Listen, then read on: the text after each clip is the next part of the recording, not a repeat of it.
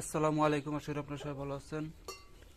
তো আজকে আমি ঘটি সাধনা দেব এবং ঘটির ভিতরে জিন পরি দেবদেবতাকে হাজির করার সিস্টেমটা বাতায় দেব। এটা হচ্ছে সত্যপীরেরটা দেব, আজকে দেব সত্যপীরের।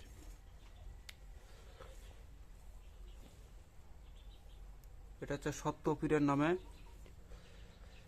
যে মন্ত্রটা দেব ওটা হচ্ছে মা ফাতেমার জালালি বান।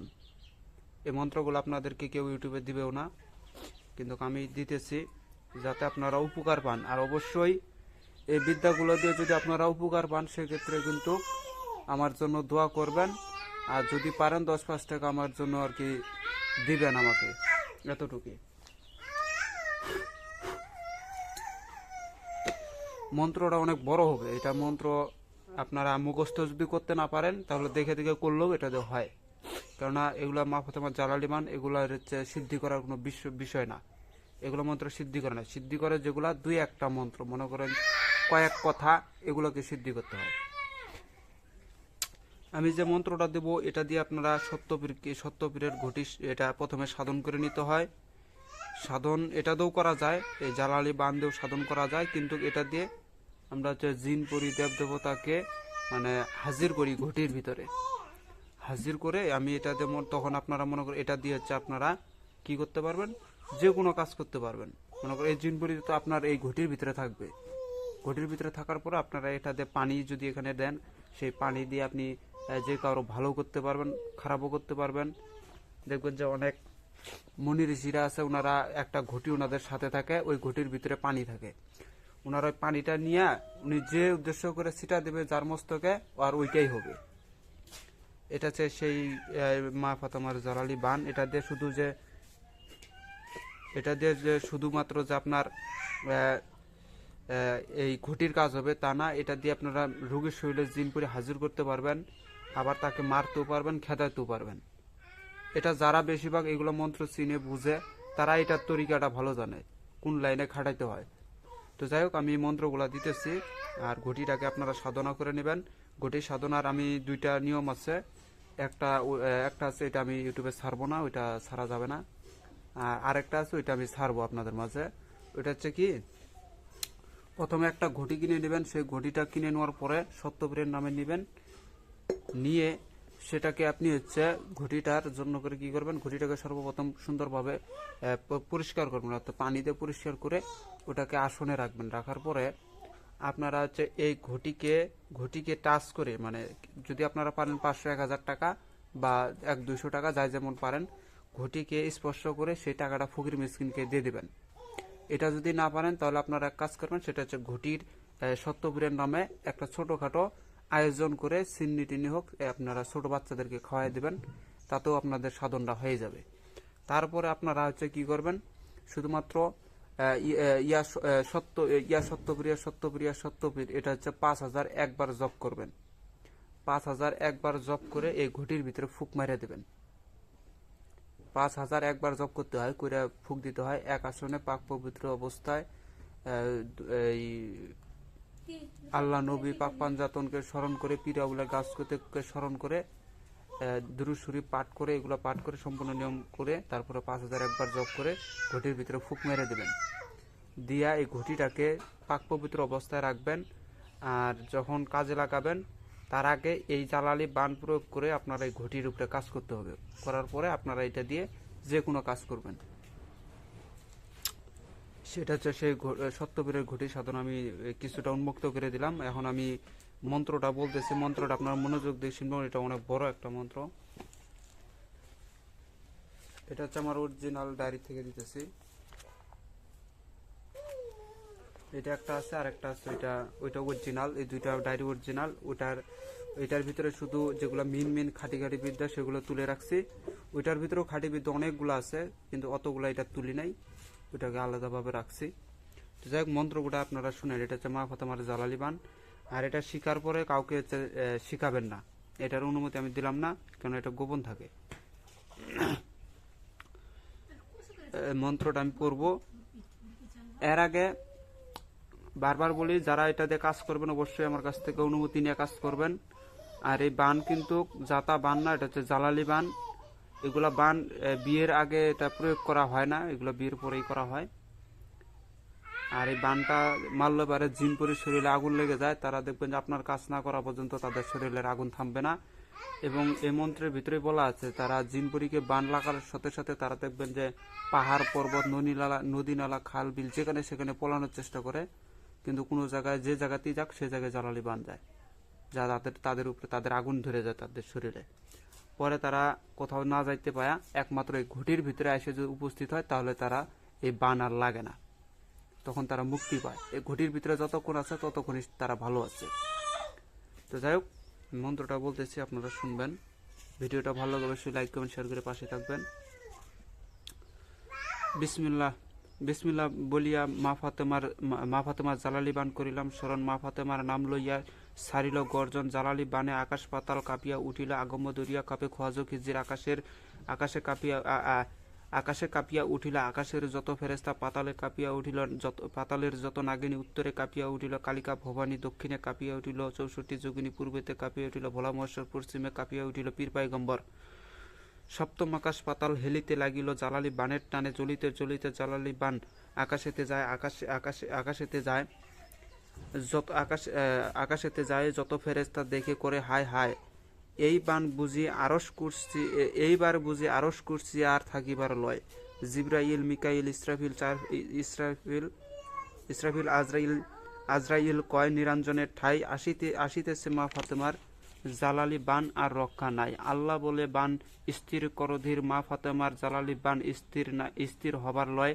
আরশ হইতে জালালি বান হেট মুখে চায়। যত দেব দেবতা জিনপুরি নজরেতে পায়। দেব দেবতা জিনপুরি প্রাণে পাইল ডর। পালাই বলিয়া পালাইতে লাগিল। কোথাও না যাইয়া পালাইতে পারিল। দেব দেবতা জিনপুরি জালালি বানে জলে পুড়ে মরিতে লাগিল। আয় ঘটির মধ্যে আয়, ঘটি সারা অন্যদিকে যাব। মা ফাতেমার জালালি বানে জইলা পুইরা মরব। দোহাই সত্যপীর, দোহাই মা ফাতেমা। এটা হচ্ছে সেই বান। এগুলা বান আমি স্ক্রিনে দিতে পারবো না, কেননা আমি চাই না যে সবাই এগুলা প্রয়োগ করুক আর সবাই এগুলা জেনে যাক। কেননা ইউটিউব জগৎটা এরকম যে আমি যদি একটা খাঁটি বান দেই এটাকেই তারা তাদের ইউটিউব চ্যানেলে আবার ছেড়ে দেয়। এই জন্য করে এগুলো আমি ইউটিউবে সরাসরি দিতে পারি না। যারা শিকার আছে, যাদের জানার আছে, তারা আমার সাথে সরাসরি দেখা করবেন, তারা আমার কাছ থেকে শিখবেন। মন্ত্রটা অনেক বড় একটা মন্ত্র, এটা আপনাদের মুখস্থ করতে হবে। আমি মন্ত্রটা আবারও বলে দিতেছি, মন্ত্রটা আপনারা মনোযোগ দিয়ে শুনবেন। আপনারা যদি পারেন ভিডিওটা ডাউনলোড করে আপনারা শিখবেন। আর যারা আমার শিষ্য তাদেরকে তো আমি এমনিতেই দিয়ে দেবো। যারা আমার শিষ্য তাদেরকে আমি এমনিতেই ইমো হোয়াটসঅ্যাপে দিয়ে দেবো। এবং কেননা তারা হচ্ছে আমাকে দক্ষিণা দিয়েছে, তারা আমার শিষ্যত্ব গ্রহণ করছে। আর আমি শিষ্যত্ব গ্রহণ করা এটা আমার বড় কথা না। আমার বড় কথা হচ্ছে যে যারা আমার বিদ্যা দিয়ে কাজ করবে তাদেরকে আমাকে 10-5 টাকা আমাকে দিতেই হবে। সে যদি 10,000 টাকা কামাই করে তার ভিতরে 3 ভাগের 1 ভাগ আমাকে দিতে হবে। কেননা সে আমার বিদ্যা দিয়ে কাজ করবে, আমার বিদ্যা দিয়ে সে আজকে সাধন ভোজনে বসে যাবে। আর আমি তো এগুলো যাতাভাবে পাই নাই, অনেক কষ্ট করেই পাইছি। তো যাই হোক, আর আমার শিষ্য অত প্রয়োজন নাই। আমার বেশি মনের মতন কয়েকটা শিষ্য হলেই হয়। যেমন আমার 2-1টা শিষ্য আছে, তারা আমাকে প্রায় সপ্তাহ গেলে পরে আমাকে টাকা পাঠায় দেয়, মাসটা গেলে পরে আমাকে টাকা পাঠায়। তো যাই হোক, মন্ত্রটা আবার বলতেছি। এটা মা ফাতেমার জালালি বান, মনে রাখবেন। এটা জাতা বান নয়, অন্যান্য বানের থেকে এটা বান মারাত্মক বান। এটা হচ্ছে আপনার মন্ত্র পরে যদি ফুক মারা যায় আপনার শরীর জ্বালা পোড়া শুরু করে দেবে। যদি কাউকে বান মারা যায় এটা জ্বালা পোড়া শুরু করে দেয় তার শরীরে। জিনপরির জায়গায় আপনারা ওই ব্যক্তির নাম নেবেন, তাহলে তার শরীরে বানটা যা লাগবে। এবং তার বান লাগার সাথে সাথে মরিচের মতন তার শরীর জ্বলে পড়ে উঠবে। এবং রৌদ্রের তাপে গেলে পরে সে আরও জ্বলা শুরু করবে তার শরীর। কিন্তু এই বানটার অনুমতি যার কাছে আছে সেই একমাত্র করতে পারে। আর এই বানটা ভুল করা যাবে না।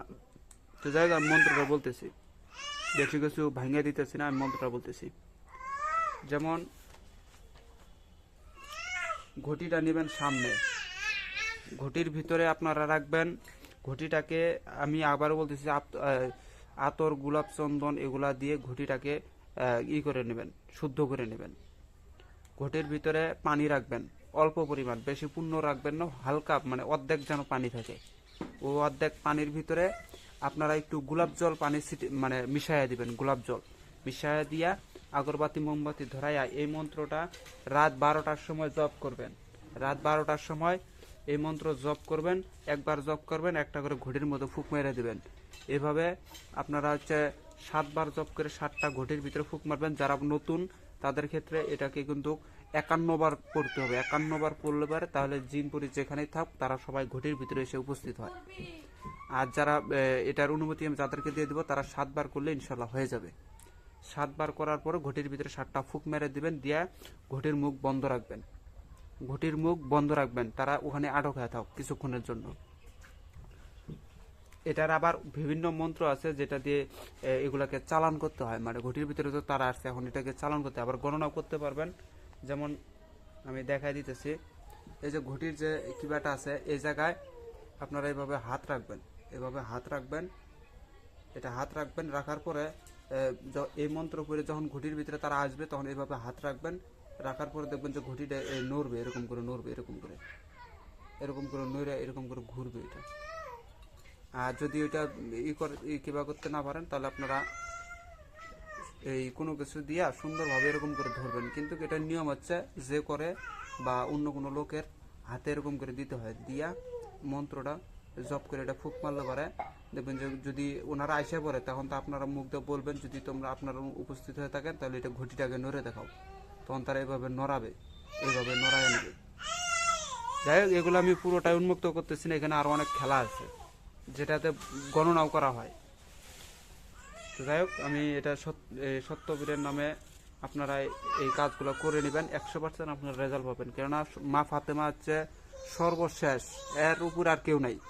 মা ফাতেমাকে স্বয়ং আল্লাহ মানে, নবীও মানে, মাওলা আলিও মানে, হাসান হুসেন পাক পাঞ্জাতন ওলিয়া উলিয়া যত কিছু আছে সবাই মা ফাতেমার তাবেদারি করে, সবাই মা ফাতেমার তাবেদারি করে। মা ফাতেমা হচ্ছে জগৎ জননী, বিশ্বময়ী, কুদরত কামিনী। সে লীলা করছে অনেক কুদরত ভাবে, যেটাকে বাতিনি বলা হয়, যেটাকে শরীয়তের মোল্লা মুন্সিরা এটা জানে না এগুলা।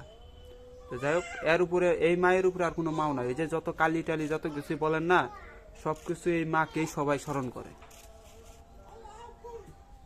তো যাই হোক, আমি মন্ত্রটা বলতেছি আবারও।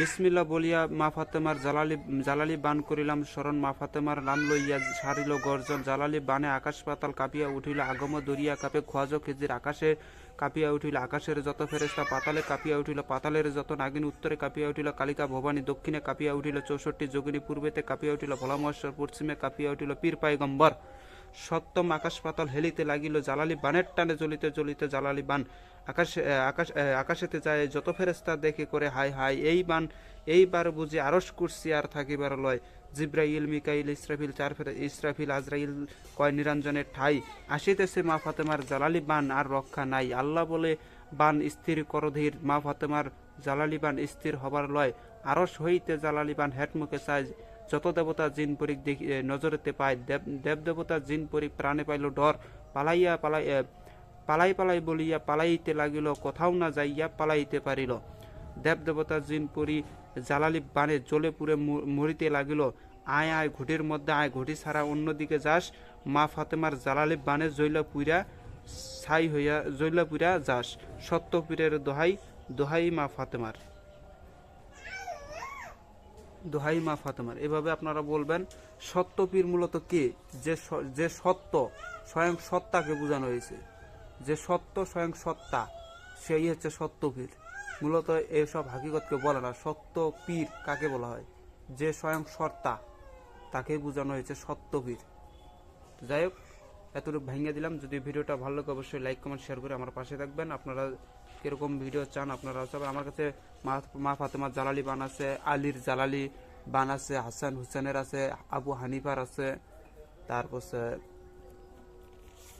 এই বহুত আছে। এগুলোর অত কিছু নাম মনে থাকে না, এগুলো ডায়েরিতে আছে। আমি অত কিছু শিখতেও পারি নাই, মানে এগুলো মুখস্থ করতে পারি না, দেখে দেখেই কাজ করি। এরপরে আমি দেবো কালির হচ্ছে এই ঘটির বিষয়ে দেবো, যেটা দিয়ে আপনারা অনেক কিছু করতে পারবেন। আর এই ঘটি দিয়ে, সত্যপীরের ঘটি দিয়ে বান বিচ্ছেদ বসে ঘরে বসে করতে পারবেন। আপনারা এটা প্রয়োগ করবেন শেষে, যখন দেখতেছেন এই কোনো জিনিস দিয়ে আর কুলাইতে পারেন না, তখন এটাকে প্রয়োগ করবেন, দেখবেন যে আপনার কাজ হয়ে গেছে। সত্যপীরের এই ঘটির ভিতরে যদি কোনো যত ধরনের রোগ হোক লোকটার, এই সত্যপীরের এই ঘটির ভিতরে গোলাপ জল আর পানি মিশাইয়া যদি তাকে মন্ত্রপুত করে যদি খাওয়া দিয়েছেন, দেখবেন যে তার যত বড় ধরনের রোগ হয়ে যাক, সে ডাক্তার বলে দিছে যে এ আর বাঁচবে না, ওই ব্যক্তিকে আপনি বাঁচাইতে পারবেন এটার মাধ্যমে। যাই হোক, এগুলো আমি পুরোটা উন্মুক্ত করবো না, ইউটিউব চ্যানেলে এসব উন্মুক্ত করা যায় না। তো সবাই ভালো থাকবেন, খোদা হাফেজ, আসসালামু আলাইকুম।